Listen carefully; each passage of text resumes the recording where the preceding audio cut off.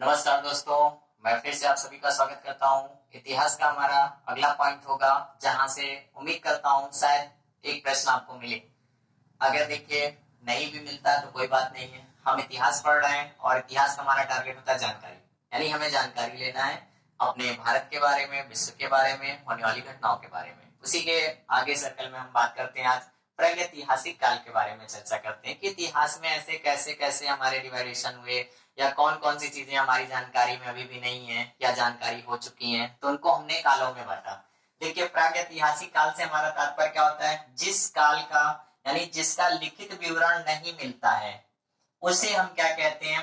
प्रागैतिहासिक काल कहते हैं। यानी सिंपल भाषा में बात करें तो पाषाण कालीन इतिहास जो हमारा रहा है, उसमें कुछ भी लिखित हमें नहीं मिला, यानी उस समय के लोग पढ़ते लिखते नहीं थे या उन्हें पढ़ने लिखने का ज्ञान नहीं था।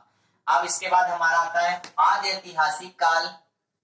इसके बारे में अगर हम बात करें तो जिसका लिखित वर्णन मिलता है लेकिन अर्थ स्पष्ट नहीं हो पाया, यानी उनकी लिपियां या उनकी शब्दावलियां ऐसी थी जिन्हें आज हम नहीं पढ़ पाए। जैसे आप देखते होंगे चाइना का कुछ लिखा हो और आपको दे दिया जाए तो आप नहीं पढ़ पाएंगे उसको, लेकिन चाइना वाले उसको पढ़ लेंगे। तो इस तरीके से चीजें क्या है कि लिखित तो हमें मिली लेकिन हम उसको अभी नहीं पढ़ पाए हैं। तो ऐसी चीजों को हमने क्या रख दिया? आदि ऐतिहासिक काल में रख दिया। जैसे सिंधु सभ्यता और वैदिक सभ्यता को माना जाता है उस समय में। अब आ जाते हैं, हम देखते हैं नेक्स्ट पॉइंट पे हमारे आता है ऐतिहासिक काल। ऐतिहासिक काल से हमारा उन काल से तात्पर्य है, यानी जिस काल के लिए लिखित साक्ष्य का स्पष्ट विवरण प्राप्त हुआ, यानी चीजों को हमने जाना, समझा और पढ़ा भी।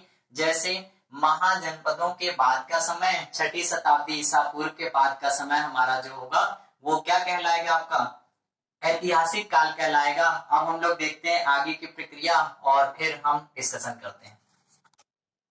दोस्तों देखिए, प्रागैतिहासिक काल का मैंने विभाजन यहाँ बनाया है। हो सकता है आपको यहाँ से कोई प्रश्न बने, जैसे स्पेशली क्वेश्चन यहाँ से पूछा जाता है कि किन जानवरों का चित्र वहां से प्राप्त किया गया, या किन जानवरों के बारे में हमें पहचान कर लिया गया था, या किस चीज का आविष्कार कर लिया था या जानकारी मिल गई थी। तो सबसे पहले हम बात करें तो प्रागैतिहासिक काल को 3 भागों में विभाजित किया गया है। पहला वाला पूरा पाषाण काल है, जिसका समय 50,000 से लेकर 10,000 बीसी तक है। मैंने बताया था बीसी मतलब ईसा पूर्व। यहाँ 10,000 से लेकर 4,000 तक का है, फिर 6,000 से लेकर आपका 1,000 तक का है। तो दोस्तों ये 3 तरीके से हमने क्या किया था? प्रागैतिहासिक काल का विभाजन किया है। अब इसमें देखिए मेन आपका जो ज्यादातर हमने चीजों को प्राप्त किया या जानकारी करी, पढ़ नहीं पाए लेकिन देखकर समझ पाए कि ये चीजें क्या हो सकती है, किसका प्रयोग किया जा सकता है। तो उसमें मुख्य रूप से जानकारी में देखिए पहला पॉइंट हमारा आता है जो इंपॉर्टेंट बनता है, क्वेश्चन बार बार पूछता है सोहन घाटी सभ्यता से रिलेटेड। तो देखिए सबसे पुरानी सभ्यता के बारे में हम बात करें तो सोहन घाटी सभ्यता मानी जाती है, लेकिन थोड़ा सा लिखित रूप से अगर हम बात करें तो सिंधु घाटी सभ्यता, यानी हमारा जो अगला टॉपिक होगा सिंधु घाटी सभ्यता से, उससे हम आपको डिस्क्रिप्शन देंगे बहुत सारी चीजों का। अब यहाँ समझिए भारत में सबसे पुराना हस्त कुठार सोहन घाटी से प्राप्त होता है। दोस्तों यहाँ हस्त कुठार जैसा शब्द प्रयोग किया गया है, यानी उस समय ये लोग क्या करते थे? शिकार करने के लिए या फिर जंगल में पेड़ पौधों को काटने के लिए जिस यंत्र का यानी औजार का प्रयोग करते थे उसे हस्त कुठार के नाम से जाना जाता था। एज एग्जाम्पल पे हम कहें तो कुल्हाड़ी, बट यहाँ कुल्हाड़ी का प्रयोग नहीं, क्योंकि वहां पे उसका नाम नहीं दिया गया था, वहां पे हस्त कुठार के नाम से ही जाना जाता था। और कुल्हाड़ी के बारे में भी हम आपको बताएंगे, वो ताम्र पाषाण काल जब पढ़ाएंगे तब वहां पे बताएंगे आपको। अब इसके बाद देखिए इंपॉर्टेंट आपका बनता आग का आविष्कार। क्वेश्चन पूछा जाता आग का आविष्कार कब किया गया था? तो पूरा पाषाण काल में किया गया था। इससे क्या हो गया था दोस्तों? ये लोग यानी मांस को भूनकर खाने लगे थे, या फिर ये जलाने लगे थे वस्तुओं को, जंगलों को जलाकर शिकार करना या अपने रहने के लिए प्लेसों को बनाना, ये सब सारी चीजें थी। अब इसके बाद आ जाता है मानव की गुफाएं। भीमबेटका इंपॉर्टेंट बनती है आपकी, मानव के द्वारा निर्मित भीमबेटका गुफा है जो उस समय चित्रकारी को प्रदर्शित करती है। यानी हमारे भारत के इतिहास में अगर हम बात करें तो चित्रों की यानी कलाकारी की भूमिका बहुत अतुलनीय रही है। और आज भी देखें आप तो ताजमहल जैसे हमारे विश्व धरोहर में एक शामिल है, उसकी खूबसूरती, या बहुत सारे मंदिर एक से एक अभी आप चर्चा करेंगे इतिहास में। तो कहीं ना कहीं चित्रकला में भारतीयों का रुझान शुरू से रहा और इस तरीके की चीजें देखने को मिली हमारे पास। अब देखिए यहाँ पे चित्रों में मुख्य रूप से किन जानवरों के बारे में मेंशन किया गया था या जानकारी दी गई थी या चित्र मिले थे? तो यानी भैंसे के बारे में, हाथी है, बाघ है, गेंडे हैं, सुअर है, यानी इन चीजों को जानने लगे थे लोग और इनका चित्रण करने लगे थे। तो उम्मीद करता हूं दोस्तों ये इंपॉर्टेंट पॉइंट नोट कर लीजिए, बार बार क्वेश्चन पूछा जाता है। इन जानवरों के अलावा किसी का नाम मेंशन किया जाता तो आपका आंसर अलग होता है। क्वेश्चन पूछता है आपका पूरा पाषाण काल में किस जानवर के बारे में जानकारी नहीं, वहां पे गाय ऑप्शन बना देता है, तो दोस्त गाय के बारे में जानकारी नहीं थी। तो उम्मीद करता हूं आपको ये पॉइंट भी समझ में आया। दोस्तों फिर आगे हम जानकारी के बारे में चर्चा करते हैं। देखिए मध्य पाषाण काल में बहुत सारी जानकारियां मिली, लेकिन पेपर के दृष्टि से अगर हम बात करें तो केवल मात्र एक पॉइंट आपका इंपॉर्टेंट है जो मैंने यहाँ पे लिख रखा है। देखिए प्रक्षेपास्त्र क्या होता है। प्रक्षेपास्त्र मतलब होता है ऐसा हथियार या औजार जिसको हम क्या करते हैं, फेंक के वार करते हैं, यानी पकड़ कर नहीं लड़ते हैं, ठीक है ना। तो यहाँ पे इसीलिए मैंने देखिए ब्रैकेट में लिखा है तीर कमान, ठीक है। यानी जब इन्होंने क्या किया, शिकार करने जाते थे, उस दौरान जानवरों का जब शिकार करते थे तो तीर कमान से उनका क्या करते थे, शिकार करते थे। या फिर बहुत आदिवासी जनजातियां होती थी, खूंखार जानवर होते थे, उनसे बचाव के लिए इन्होंने क्या किया, प्रक्षेपास्त्र तकनीकी का विकास कर लिया। जैसे कि आप अभी हम भारत की मिसाइल एवं विमान में चर्चा करेंगे तो बहुत सारे बताएंगे आप कौन से हमारे प्रक्षेपास्त्र हैं, कौन से टैंक है, वटेवर लड़ाकू विमान क्या है, सबके बारे में चर्चा करेंगे।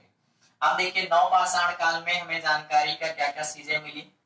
पहिए का आविष्कार हुआ, यानी इन्होंने क्या किया, पहिए का विकास किया। यानी उस समय आपने देखा था बैलगाड़ी वगैरह चलती थी, उसमें पहिए होते थे जिसमें वो पत्थर के काट के बनाते थे, फिर बाद में उन्होंने लकड़ी के बनाए, फिर बाद में उन्होंने ये रबड़ वाले आ गए।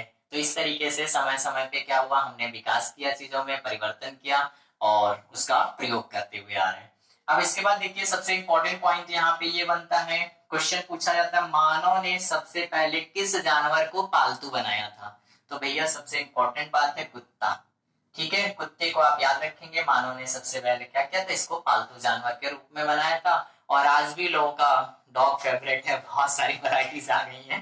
तो चलिए हम इसकी कुछ विशेषताएं देखते हैं दोस्तों। तो ये तो जानकारी थी, कुछ विशेषताएं भी रही हमारी नवपाषाण काल की, जिसके बारे में हम नोट करते हैं, साथ में आप देखते रहिए। देखिए छोटा कॉन्सेप्ट आपके लिए इंपॉर्टेंट बन जाए, ये बहुत बड़ी बात होती है। छोटे कॉन्सेप्ट में अगर हमारा प्रश्न आ जाता है, उससे क्वेश्चन में पेपर आ जाता है हमारा एग्जाम में, तो बहुत अच्छी बात है। देखिए इसकी विशेषताएं क्या थी। कृषि का आरंभ हो गया था, मैं विशेषताएं लिखता हूं। पहला पॉइंट, यानी कृषि का आरंभ कर दिया था, यानी ये लोग क्या करने लगे थे, मांस खाने के बजाय इन लोगों ने फसलों पर भी ध्यान देना शुरू कर दिया था, खेती करने लगे थे। फिर इसके बाद गर्त या आवास, या हम इसे शॉर्ट में अगर बात करें तो बुर्ज होम, यानी कह सकते हैं बड़े बड़े क्या करते थे लोग, इस बड़े बड़े अन्नागार का निर्माण करने लगे थे। यानी उसे उस समय क्या बोलते थे, गर्त आवास या बुर्ज होम कहते थे, ठीक है। तो इस तरीके से तीसरा पॉइंट हमारे पास आता है मानव शव के साथ कुत्ता दफनाना। मानव शव के साथ ये लोग क्या करते थे, कुत्ते को दफनाते थे। और आज भी कहीं कहीं आपने सुना होगा, अभी भी ये परंपरा चली आ रही है। तो फिलहाल अगर आपसे पूछा जाए कि मानव शव के साथ कुत्ते को दफनाने का वर्णन किसमें मिलता है, तो नवपाषाण काल में, यानी प्रागैतिहासिक काल का एक भाग है। नेक्स्ट है अस्थि के औजार, यानी ये लोग क्या करने लगे थे, अस्थि के औजार, जानवरों को मारते थे तो उसके बाद जो हड्डियां निकलती थी या अस्थि थी, उससे ये लोग क्या करते थे, औजार तैयार करते थे, उनका प्रयोग करते थे, शिकार करने में, बचाव करने में, बहुत तरीके से उसका प्रयोग होता था। अब इसके बाद आता है हमारे पास पोत निर्माण।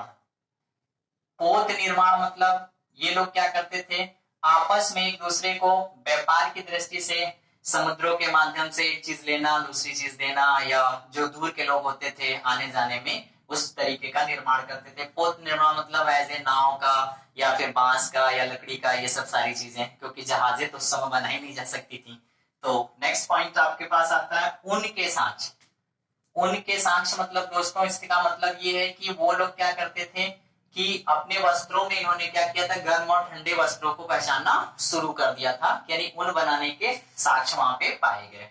अब इसके बाद आता है स्थायी जीवन जीने लगे थे लोग, ठीक है। स्थायी जीवन जीने लगे थे तो आप मतलब समझ पा रहे होंगे, पहले क्या होता था कि ये लोग जंगलों में जाते थे, कुछ दिन रहे और शिकार किए चले गए, लेकिन अस्थायी जीवन जब जीने लगे तो आप समझ पा रहे होंगे क्या होगा, एक समाज का निर्माण होने लगा था। यानी हमारे पास क्या होने लगा था, समाज का निर्माण होने लगा था। और जब समाज का निर्माण हो जाता तो आप समझ पा रहे हैं, आज भी जो हमारे बीच के लोग हैं, हम सब हैं, एक अच्छे समाज का निर्माण करना चाहते हैं। यानी इनकी जीवनचर्या बदलने लगी थी, यानी आदि मानव से मानव की तरफ बदलने लगे थे। अब हमारा आज का अंतिम पॉइंट आता है, जिसको देखिए मैं चार्ट के माध्यम से एक्सप्लेन करता हूं। अगर वीडियो आपको फास्ट लगती है तो प्लीज इसको आप स्लो करके देख सकते हैं, और उम्मीद करता हूं कि आपको सारे कॉन्सेप्ट क्लियर हो रहे हैं।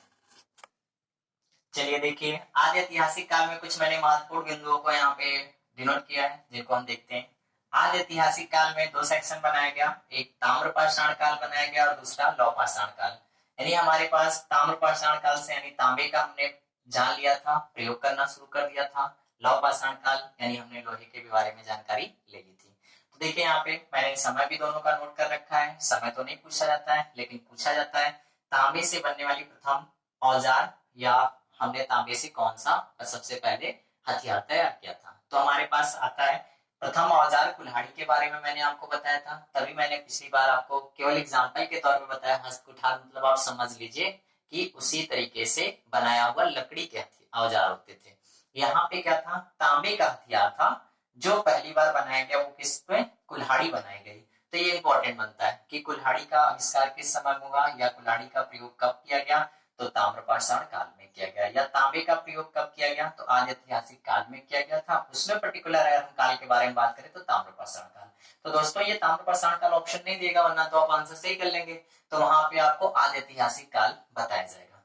अब आ जाते हैं लौह काल में। हमारा जो समय रहा 1000 से 600 BC के मध्य में रहा। इसमें चित्र, धूसर, मृद भांड संस्कृति कायम हुई। यानी समझिएगा ये लोग मिट्टी के चीजों का प्रयोग करने लगे थे, यानी मिट्टी के बर्तनों को बनाने लगे थे, और उन पर बनाई हुई कलाकृति यानी उस पर बनाई हुई डिजाइनें या उस पे अंकित जो फूल पताका या जो भी हम बनाते थे उसको हम बोलते थे चित्रित, धूसर, मृदभांड संस्कृति कायम हुई। यानी उस समय उन लोगों ने क्या किया था, इसके बारे में बना लिया था। और आज भी आप देखते हैं सुराही या आपका घड़ा वगैरह है, घर में हम लगाते हैं, काफी खूबसूरती उसमें दिखती है। तो उम्मीद करता हूँ दोस्तों आज का हमारा इतिहास का जो टॉपिक रहा, आदि ऐतिहासिक काल की सारी जानकारी आपको दी गई। अगर कोई जानकारी छूट जाती है या आप कोई प्रश्न ऐसा पढ़ते हैं कि जो आपको नहीं समझ में आता इस काल से संबंधित, तो आप कमेंट्स के माध्यम से चैनल पे जुड़िए, और ज्यादा से ज्यादा आप चैनल को सब्सक्राइब करवाइए और खुद सब्सक्राइब करें। उसका दो बेनिफिट होगा, एक तो हमारी टीम का सही मेहनत सही बच्चों के हाथ में जाएगी, यानी उनके घर तक पहुंचेगी, और आपका भी उसमें डेफिनेटली जब एग्जाम देंगे तो बेनिफिट दिखेगा। मैं इससे ज्यादा और नहीं कहूंगा। मेरी टीम आपके साथ लगातार प्रयास करेगी। थैंक्स।